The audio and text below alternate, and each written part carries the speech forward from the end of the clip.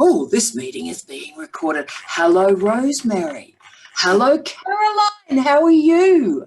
I'm good. How are you? Oh, it is lovely to see you. My sister from another mister, Jack, is in the house. How glamorous do you look, Jackie Hewitt? I told you I'd get out of bed today for this. Remember, I was in bed. Oh. Look, I know it's the greatest compliment you've ever given me, Jack, and we've known each other. How long have we known each other, Jack? Oh, 25 years or more. I know. I think I dated when you and I first met. I think I remember the date because I actually started before you, didn't I? By about 6 months. Yeah, yes. But you got out before me. You got out before me. Look, and there's a life lesson for our relationship there, isn't there, Jack? Unbelievable. So good morning, Jack. And look who else is here. The usual suspects are here. Dr. McRae is in the house. Good morning, Leanne. Good morning. Are we in a bit of a beanie zone, are we? Did I need to wear a beanie this morning? I didn't get the beanie memo. It's cold. Right, it's cold in Western Australia. That's cold, man. Cold, man. That's a nice office. I say that's a nice office. That's a very nice office, Leanne. Oh, thanks. I won't be here long. There'll be people arriving soon, so I just thought I'd say hello. At least you got in the party. And Carlos is in. Good morning, Carlos. How are you? Hi, hello. Can you hear me? Oh, look, I so can. Don't you look magnificent? It is lovely to see you. And beautiful Rosemary's in. How are you, Rosemary? I'm well. I was this close to not being here because I wasn't prepared physically, and I decided I couldn't let that stop me. Rosemary, you look magnificent. I have to spend 27 hours with 3 kilograms of polyfiller to look as magnificent as you do today. Thank you, Tara. Hashtag truth. Corrine, good evening, good early morning to you, my Corrine. Hi, thank you. Good What morning. time is it? What time is it for you, Corrine? It's 1:30. I just I was in my bed and I just woke up. I just woke up and just got on a Zoom call. There's a whole romance novel that we could write around that, Corrine. That's just fantastic. And look, our favourite person ever in the history of the universe, Liam, brother. How are you, my mate? Hello. Hi, everybody. Hi, Tara. How's brother, how you going? How you going, mate? You doing well? Yeah, I'm right in the conclusion to my thesis, so I'm right at the end. Oh, we're all just look at this for a Zoom call. It's going to be one of those mornings, I think. So we'll just do a hello. So the lovely Gisela, how are you? Oh, you look magnificent. Are you going well, my darling? Hi, I'm okay, surviving. I'm in Brisbane now, but working with my family and friends in Brazil, where I come from. This is fantastic. So we're doing a big wave for everybody. Oh my Lord, Thomas. How are you? My other brother from another mother. How are you going, mate? I'm doing beautifully. Grad school is over. I'm moved. I'm married. Everything is swell. This is fantastic. And can I say, new hair, new you too. That is the greatest haircut in North America. Fantastic. I was like, I'm starting a new life. I need new hair now. So, Rosemary, this is something for us to carry forward in our life, I think. New hair, new you. We're going to be doing that going forward. Beautiful, Anne. It's lovely to see you. The legend that is Beck is in the house. Beck, you've joined us for a quick coffee too. How are you, Baxter? Hi, Beck. Oh, mute team. Jack, we're never going to recover from the muting. I'm going to start sort of like muting people in real life. Have you found that, Jack, that when you're in an actual meeting, you forget you can't mute people? Yeah, I'm looking for the button all the time. Between running the psychopath test. So you run the psychopath test, I run the narcissist test. So between the pair of us, we cover everybody. So Beck, are we post sound? Are you just being glamorous and beautiful? No, post sound. That's all right. Fantastic. Reem's in the house. Good morning, Reem. Oh, I just got a wave. Good morning. See, Good morning. Good morning. Good morning. I'm here for some positive vibes. So yes, so our Reem is nearly finished. So let's do this. This is fantastic. Claire, good morning. How are you? Good morning. Good morning. Good morning. You doing well? I'm doing very well, thank you, Tara. Yes. And you look gorgeous too. Everybody's dressed fabulously. Like Rosemary, I'm feeling incredibly pressurized. Wendy, speaking of the best hair ever, I think Thomas has got some competition here. Good morning, Wendy. Good morning. That's 3-day-old hair in Melbourne. You look fantastic. So it's brilliant. So Natalie, good morning. Good morning. Good morning, Tara. Good morning, everyone. And congratulations on your article too, you superstar. That is absolutely fantastic. Open access, living the dream. And I'll quickly say hello to you're a star, mate. Quick hello to the wonderful Kylie. You're looking magnificent. Although, can I say, you look magnificent. You're in a room with the most bland paint I've ever seen, mate. I have a new office. I've just moved in.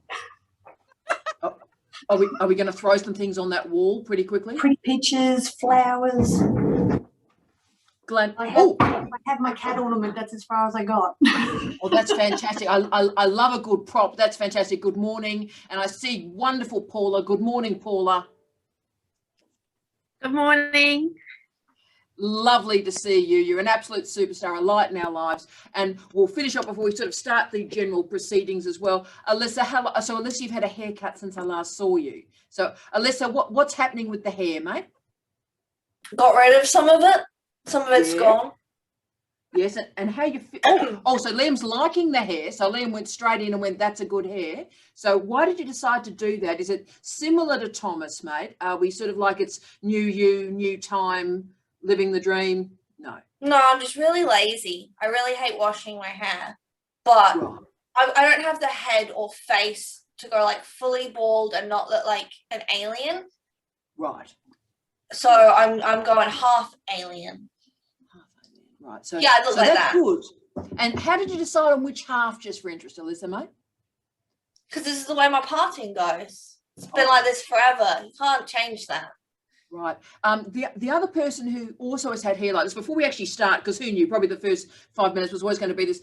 Leanne, when you decided to do the number 2, because obviously I knew you with the number 2 for probably 2 or 3 years, how did you decide to do that? And did you have a part issue to consider? No, because I did do the full shave. I did shave it all off. So that wasn't such a trauma. I did that for 3 years and it was great. It's the best. It was the best. If I could do it now, I would. It just takes a level of complexity out of a woman's life, I find, or anybody's life. Human life, probably. That's. I mean, I can't imagine the hours that have gone into Thomas's quiff through the days to prepare for this Zoom call. It's beyond belief. It's beyond. But belief. interestingly, I am quite similar to Alyssa at the moment. Underneath this. Oh God! It comes off. I thought it was attached to my head. Oh, darling, looking great. That's a good haircut, mate. That's fantastic. So you two are linked. So look, colleagues, we want to sort of start this. So firstly, cheers to you all. So I don't know who's on the Savvy Blanc and who's on the coffee. Oh, Caroline's on water. Gee, that's distressing, isn't it? Oh, Caroline, what's happening, mate? Is it just like, I'm on water? I did get my PhD since I was watching your blogs and I defended it successfully, and so my degree was conferred from Queen's University on June 1st. So I'm full-fledged doctor now. It is just amazing. The number of people that have just gone to incredible success is just extraordinary. So Carol, I'm going to talk about that in a second because we want to try and inspire people because our Reem's in. I do everything that Reem tells me to do, and Reem wants some inspiration today, so we shall do this. But look, I should start wherever we are on this planet with an acknowledgement of country. We'll acknowledge the traditional owners of the lands on which we meet today and have fantastic coffee, elders past and present, and any Indigenous colleagues with us today. And so what I would like to talk about, if we can, is who is in lockdown at the moment. So a lot of our international colleagues are not. A lot of our Australian colleagues are in lockdown. Working from home. Who's working from home? Nat. Yeah. Working from home. Fantastic. So we've got a lot of crew in lockdown. Obviously, the people that are in Western Australia, like Dr. McRae, they're permanently in lockdown because they don't mix well with others. Thank you. I mean, opening Western Australia back up will probably be the challenge, Leanne, do you think? Or no? Oh, yeah, look, we think that you can all just stay well away from us, quite frankly. You just keep your germs to yourself and, just leave the border alone. and we'll be fine without you. Thank you very much. Yes. Western And us Australia. Queenslanders agree completely. 1930. What, Kylie? Us Queenslanders agree completely. Stay away. See, I love it how Australians obsessively talk about nationalism. Our hold on nationalism is so tenuous, Jack. It's beyond belief, really, isn't it? But look, can I ask? Look, Jack, I might start with you because I was hoping you'd be on the call because I want to try and talk about focus with people, right? Because we're sort of 18 months into this thing, right? And people are finishing theses like Caroline. People are about to finish like Reem and like Alyssa. And obviously you've been writing more books than humanly possible in the last 18 months while teaching and doing all the stuff that you do. Jack, have you had a challenge keeping focus going, or have you got any tips and tricks for us? How are you keeping the momentum going when it's sort of stop and start and stop and start? I'm a complete introvert, Tara, so it's business as usual for me, which doesn't really help those who are extroverts. So, you know, we did talk once before about having to give our extrovert friends and family and lovers a little bit of extra attention when they're in lockdown because they do suffer. So, you know, you do need to seek those connections if you are in lockdown and you're trying to, you know, if you are an extrovert and you're trying to get that momentum going. For me, I'm a bit like you, Tara. I try to set aside a certain amount of time each day, and that's my writing time, and I do it then. And if I manage to find some other time somewhere else in the day, to do even half an hour. So the book I'm working on at the moment, I'm doing these little case studies. So I can write a little case study in half an hour. You know, it's only about 500 to 1,000 words of like someone did something nasty to someone and how do you deal with this kind of situation? For instance, when you're co-authoring. So yeah, that you can do that in half an hour. So look in your day and find that time and turn that email off. Yeah, look, I think turning the emails off is dead crucial, Jack. But can I say, you've also told us something interesting there. In many ways, how you've written has also changed too. Yes, you've always segmented that time and you've always done that brilliantly. But do you notice you're also much more task orienting? So if you have half an hour, you've got the half an hour and you're using the half an hour more, Jack.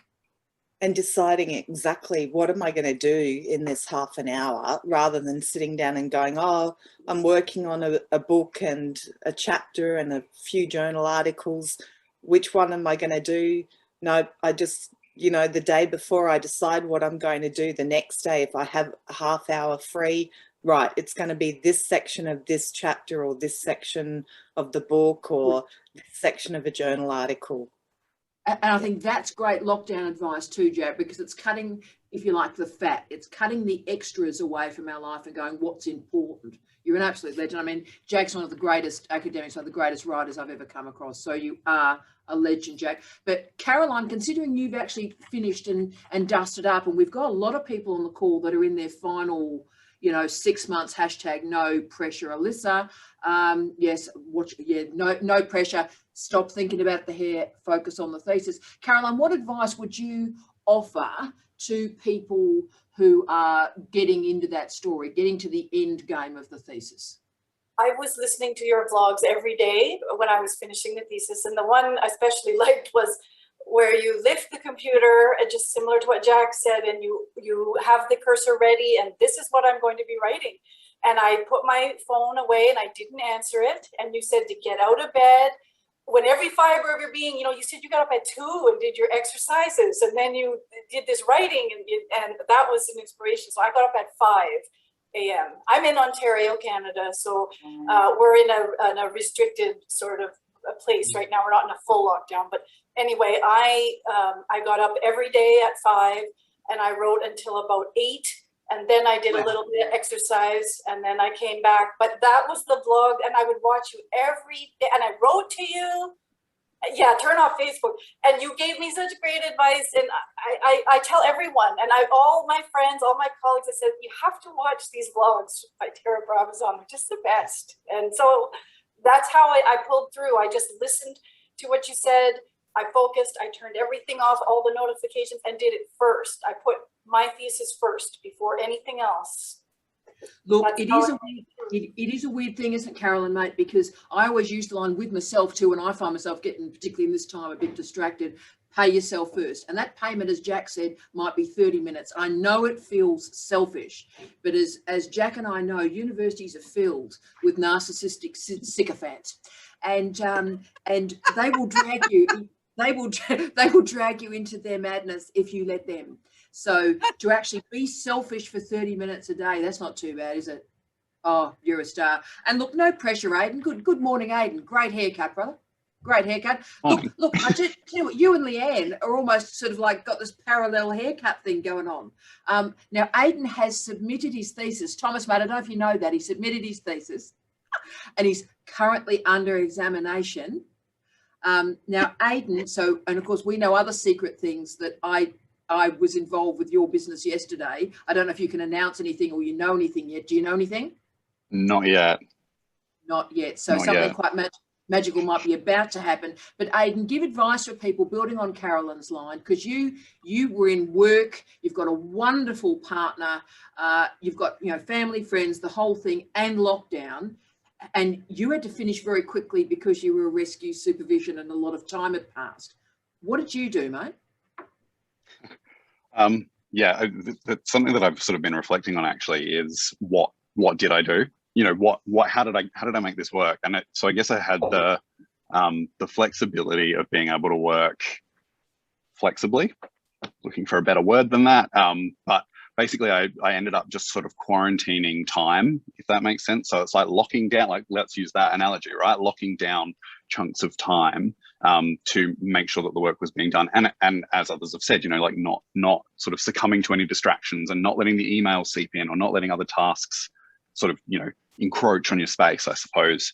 And so I think it was just like, it was sit down and write, and then don't let the train of thought be broken. Basically, it's like where the cursor is on the page, just sort of keep writing. And then when you have to stop, you step away and you do something completely different, maybe do some work then, and then sort of come back and pick up where you left off with that new energy. So every time I sort of had new energy, it was applying that into the thesis rather than putting that into my work, which again was great that my work could be flexible around that. But, you know, it's sort of any energy that you've got, just straight into the thesis and keep that focus. And I think that was really hard to build that focus. And I think I'm sort of losing it now because I'm not working on one big project that's sort of disappearing.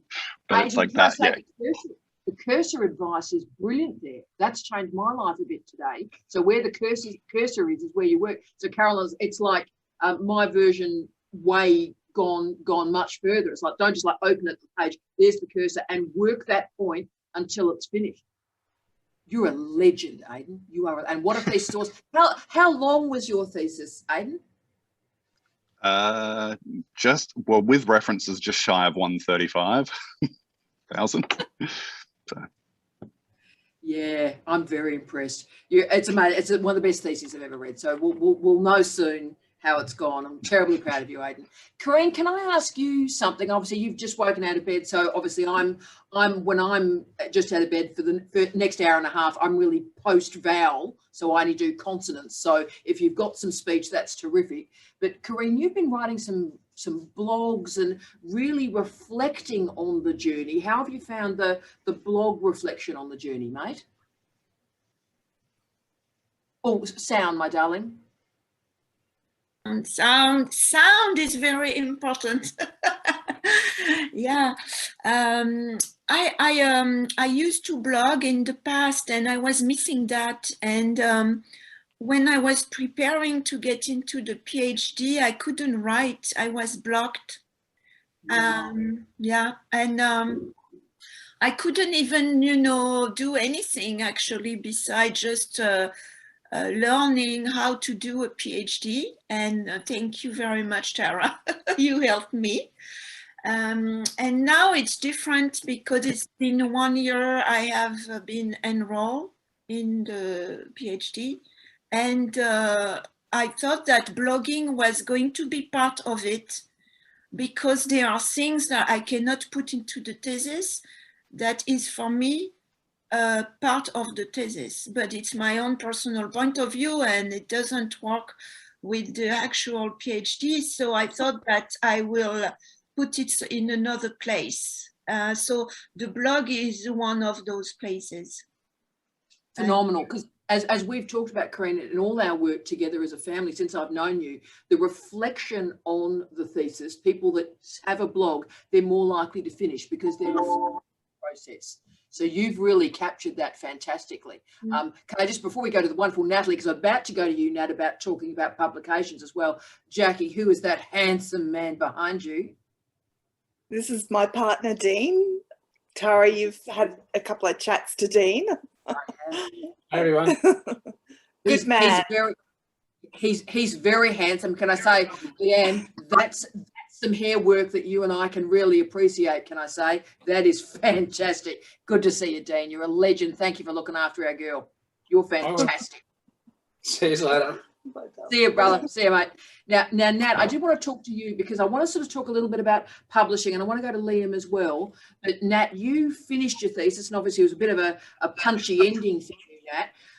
And then you've now been working through publications, and you had your first publication last week. Now, how do you feel about the relationship between the PhD and publications now? Much better, actually, because as you know, I had to extend the embargo on my PhD because obviously a bit to do with COVID, but also one journal article had it for nearly 20 months. They'd approved it and it was going backwards and forwards, and there'd be big gaps of where I'd hear nothing for 3 or 4 months. And in the end, I thought, I put my foot down and I just thought, look, I'm not going to have my work I suppose, affected by bureaucracy, essentially, journal bureaucracy. So then I obviously approached you about some ideas on what I could do. So I decided to listen to your advice and I went open access. So open access. So it was I'm very happy with open access. It was approved within 2 weeks in open access, and it did go to review. It went to a few reviewers, and there was quite a few comments. So then, and it's been it's been an enjoyable process too, because I've been working with the editors of that journal, and they've been absolutely lovely, very supportive, provide comments, feedback. And then eventually, finally, after 8 months, it was because obviously it's a US-based journal, even though it's a global journal. Things were shut down a lot because of COVID. So it took 8 months to basically from submission to getting it up. But plus I had to work through COVID because I work in a hospital, so public hospital. So I was having to go in 3 days a week. And do 2 days a week from home, but at the moment with lockdown, I'm doing a whole lot at home, and until further notice. But what I can say to people is don't lose hope. As with anything with the PhD, to me, it's not over until it's over, and it's not over until you actually you walk on that stage, they announce your name, Dr. So-and-so, and you've got your parchment. Then you can relax a bit. That's my view, is you just can't, you can't relax. It's not over until it's over, because there's with the PhD program, there's always a curveball. Yeah, there is. There's always a curveball. Spot on that. And if I could give anyone advice, is just enjoy the process, even though, some pretty shitty things can happen. But it's a process, and as long as you put one foot in front of the other and you keep picking yourself up, that's what you got to do. We've all got great ideas, but if you can just, you fall down and you pick yourself up and you'll get there.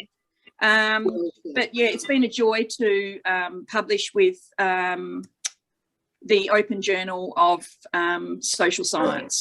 It's a great job.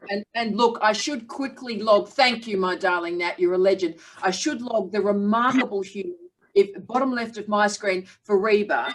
Hello, good morning. Good morning. How are you? You don't normally dress like this. Would you like to tell the wonderful people where you are? Absolute love of my life. How are you? Tell me where you are. How are you? Thank you for inviting me to join. I am in theater looking after women doing surgery. So I thought I just join in for a minute, say hello to my favorite supervisor and dean, and listen to good advice from people. And I'm waiting as well, a bride in waiting, but it's okay. I can do it. I can do it. You can. So Fariba is produced a PhD by prior publication. So she's remarkable, has a remarkable career, changes humans' lives, women, our trans community, through making women in the trans community align who they are, who they want to be, their behavior, their identity, and their lives. And Fariba changes lives, and this thesis merely confirms that. It's a privilege to be on the planet with you, my darling. That's my honor to have you as my supervisor. Thank you. You're amazing. And of course, Aiden and Fariba are through at the same time, so they'll be finishing about the same time. Who knew we'd be coming straight from surgery? How exciting is this, Aiden? That's very cool. Oh, you're fantastic. Hi, Aiden. They all know each other. They're unbelievable. Aiden, aren't you popular? Fantastic. Oh, Fariba, you're a legend. And look, I should jump from surgery to the legendary Manchester and Liam. Now, Liam, you've got a lot going on at the moment. You've got your outreach work with youth and community. You've got the thesis. You've got all your stakeholders. How has lockdown impacted on managing the multiple community stakeholders with that sort of work, Liam? Oh, it's been mad here. It's just so I don't know whether people know about the United Kingdom. We kind of abandoned all social distancing, lockdown measures, and yeah, just threw up against the wall. I was like, what the hell is going on? Sorry, I'm being recorded now as well saying this. So it's so yeah, and then it was just like, yeah, it's never happened. And you know, 100 odd people are dying per day. And yeah, we're still not going to do any of this anymore. So yeah, I'm really perplexed by all of that.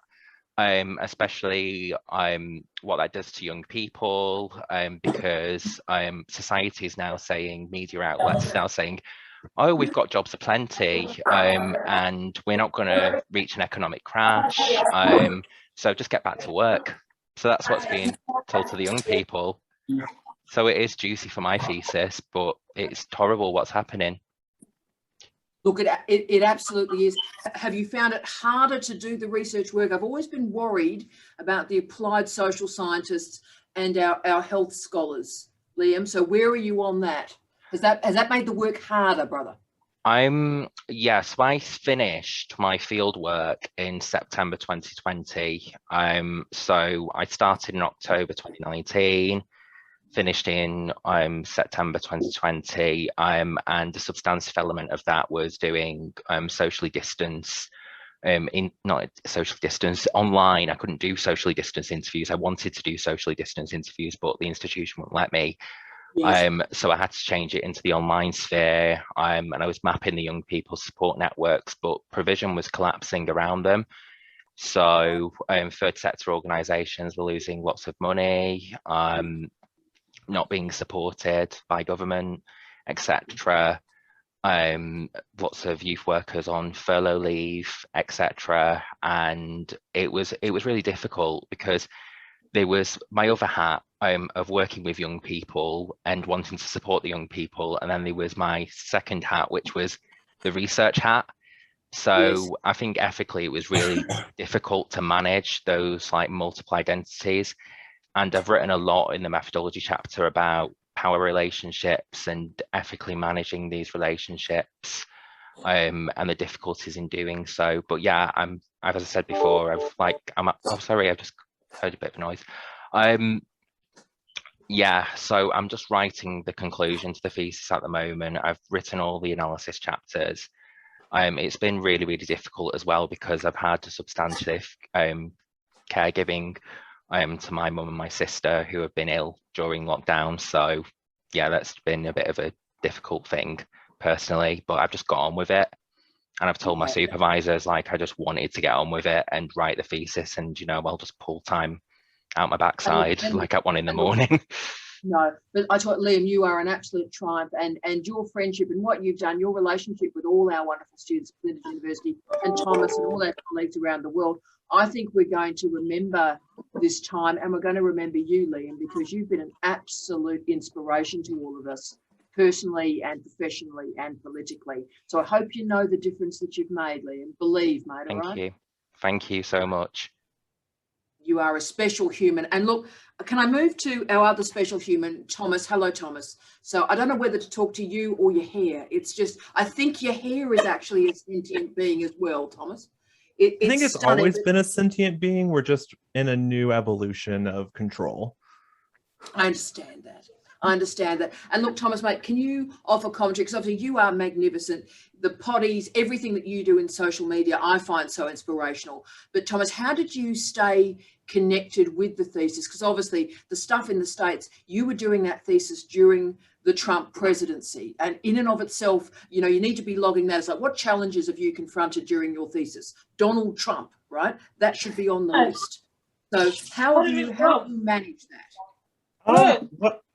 I immediately changed my thesis. Oh, can you hear me? I can hear you. I'm just waving at Noma. Hi, Noma, because Noma was in the States as well. So go, Thomas, mate. I changed my thesis completely when pandemic started. I was going to do some sort of like sexual literacy as like an intervention for perceived like sexual problems, and like go to classrooms and like teach people about sexual literacy. And then I could no longer go to classrooms to do that. And so my advisor and I had a back burner research idea about looking at the impact of mortality salience on the way that we organize our sexual knowledge and ideas about sex. And so we went through and did a terror management thesis on sexual scripts. As of right now, for the official thesis, it did not work. We are still collecting data and readjusting because it did not work. And so we're like looking at why it didn't work. And it's probably a measurement issue. So my whole perspective around the thesis completely shifted away from like education and like sexual pleasure all the way around to like, we're all dying. What's that going to do to our sex? And look, I'm putting that on a t-shirt. Can I say I have learnt more in the last 90 seconds than I've probably learnt in the last 10 years. Sexual literacy, Jack, I'm going to be talking about that with you for probably some decades. So sexual literacy, and then how does dying and death impact on your understanding of sex? I mean, that's just amazing. But Thomas, you dug in. So what I think you've captured there is you made a decision to change and you dug in and you committed to that change and it worked, noting that you've done what I try and tell students to believe. The study doesn't have to work to be significant. The flaws can actually be the strength of the thesis. No, absolutely. So I'm going to rework. I'm going to cut up the thesis and submit it as a bunch of theoretical pieces. And then hopefully I will have some interesting data to present in the spring. I think in the spring. So we shall see. I will be fulfilling Freud's dream of tying sex and death together. So look, sex and death in Venice, it's all happening. But again, Thomas, you and Liam, we would never have had a chance to have met, all of us as a family. So really remarkable that globalization happened through this time. So all these relationships have been created. But I should go to Reem, who we're buoying up to do a big day today, Reem. So Reem, obviously this pandemic has been very challenging for you. You've finished the thesis in the minimum time, sharpest tool in the shed, you're a legend. But Reem, you've been away from your husband for how long? 2 years. Yeah, it's very difficult. Like, I think hearing other people's stories kind of sometimes puts me at ease in one way that, you know, I am doing okay. Like, he's fine, I'm fine, we're all healthy. But I think the toll of the pandemic on international students, I'm sorry if I'm going to cry, on international students has just been unbelievably just mad. The fact that he can't come here and the fact that if I leave, I won't be able to come back, and being in this critical phase of, you know, having to submit and not knowing what's going to happen next. I mean, I don't even know if I'll be able to stay, for example, until graduation, because I feel like what's the point to stay until graduation if none of my family members can be with me on that day? But yeah, it's just been unbelievably tough. So I've just felt like I've been in lockdown for the past 2 years, even though South Australia has been doing all right. But yes. Oh, you've been absolutely tremendous, Reem. And Reem, you've managed to not park the emotional, personal stuff, but manage it and keep the thesis going. So in your head, have you separated them? How have you managed the personal tragedies and challenges? I mean, missing 2 years, I won't get upset, Tara, don't get upset. Missing 2 years out of the intimacy of a marriage is devastating, because, sex and death. But Reem, you've managed to, have you compartmentalized it? How have you managed it, Reem? I have definitely like separated it. Like when I'm on campus, I just try my best to focus. That's why I actually come to campus like 5 times a week, actually sometimes even 6 or 7 times a week. I come to my office, and that's where I just leave everything and just stay in the bubble of the thesis. Yeah, when I go home, I might shed a tear or, have a bit of a breakdown or whatever, but that's fine, because that is the way that there's no other way to deal with anything. There's literally nothing I can do. We've applied for exemptions more than 7 times. We've given evidence for everything. We've done everything we can do. And like, thank God that he's really supportive. He's like, you know what, it's fine. We've done it for this long. We can do it for a few more months. And before you know it, you'll be back and you'll be Dr. Reem. So keeps me going. And look, it's just amazing, Reem. You're a triumph. You are an absolute triumph. And you hang in there. We're with you, darling. We're with you. Thanks. And look, we're sort of reaching the end of our sort of quick coffee morning that we were having, but we need to conclude with one of my arch nemesis. Hello, Alyssa. It's the Alyssa and Tara show. Hello, Alyssa. Nemesis? Nemesis? Whatever. Whatever. So good morning, Alyssa, my beloved student who is the next to submit and submitting quite soon. But Alyssa, you and I basically have a weekly meeting, and we swear at each other for 30 minutes, and then we ring off. So Alyssa, how have you managed? Do you want to tell people how many people you responded to your survey that you're now going through the data analysis? So how many people responded to your survey, Alyssa? Like 48,000. Something, 48,000. Like my brain doesn't work anymore. But what it's meant is, looking at my survey results, I've got about 500,000 fields to go through. So I've been doing that, which is miserable. It's good. There's like really cool stuff, and like it's really valuable. I'm really lucky, but also like there's some mean things in there. People are not very nice sometimes in their survey responses.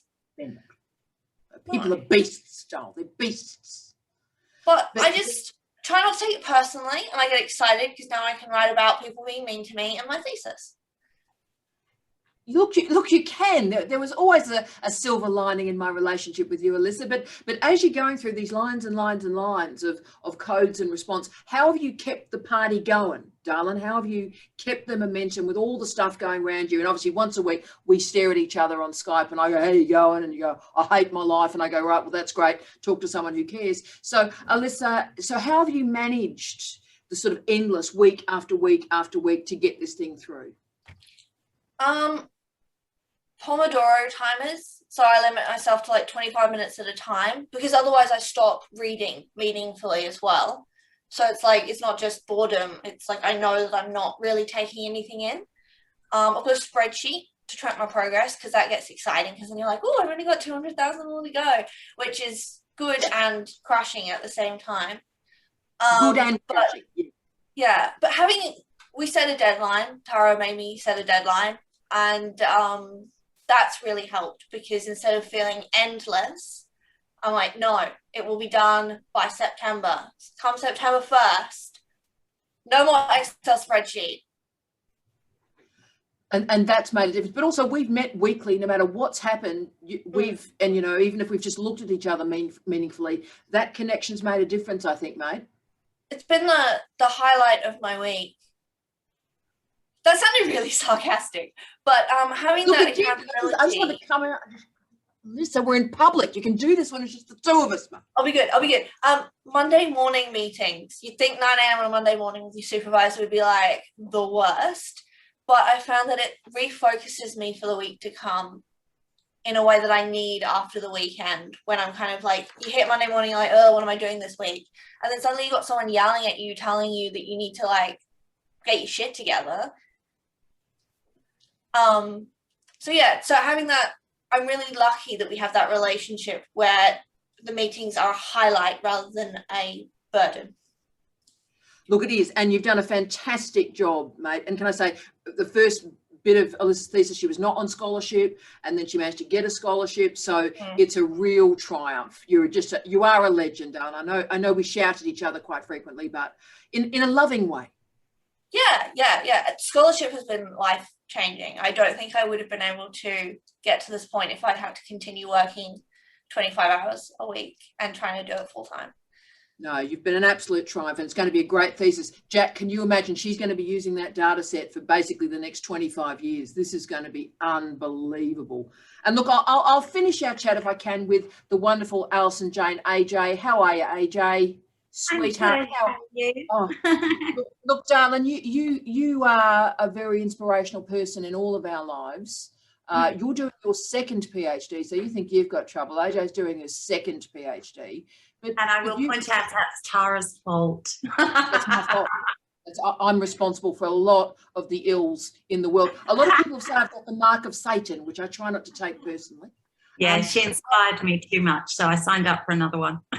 Unbelievable. But AJ, how do you manage, because obviously you've had incredible loss and grief and challenges in your life, and you've managed to bounce back and survive and walk forward. How do you, through this tough time, any advice you can offer us about just keeping your head up and keeping moving? What do you do, AJ? I immerse myself in my work. It is so fascinating that everything else goes away, and engaging with other minds, reading about inspirational things, and not kind of trite off a card inspirational, but things that are profound, things that change the world. That to me is really important. I picked up a book in Dimmicks the other day. It was an Isabella Allende. I thought it would be a novel. In fact, it's about her journey as grandmother and the charity that she runs. And I sat there and it just blew me away with how amazing she was. And I thought, you know, we owe it to everybody all to keep going. We have things to offer.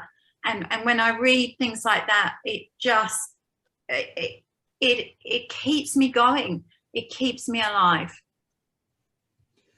And I saw Beck's getting upset too. I'm getting upset too. Can I say, if there's a better way to finish our quick coffee morning, I can't think of one. Thank you to all our friends around the world who have joined us in the middle of the night. Corrine, you are wonderful. Liam, love you. Hang in there. Love to your mum. Love to your sister. Colleagues, thank you for being a part of our story. If you're in lockdown, we are with you. Let's do this. Let's do the thesis to change us and change the world, and keep researching. And Jack, every day, every word you write changes this planet, and you are a legend, and it's my privilege to be your friend. Love you, Jack. See you all. Have a lovely day. Much love. See ya. See you, Leanne. Love you. Love the beanie.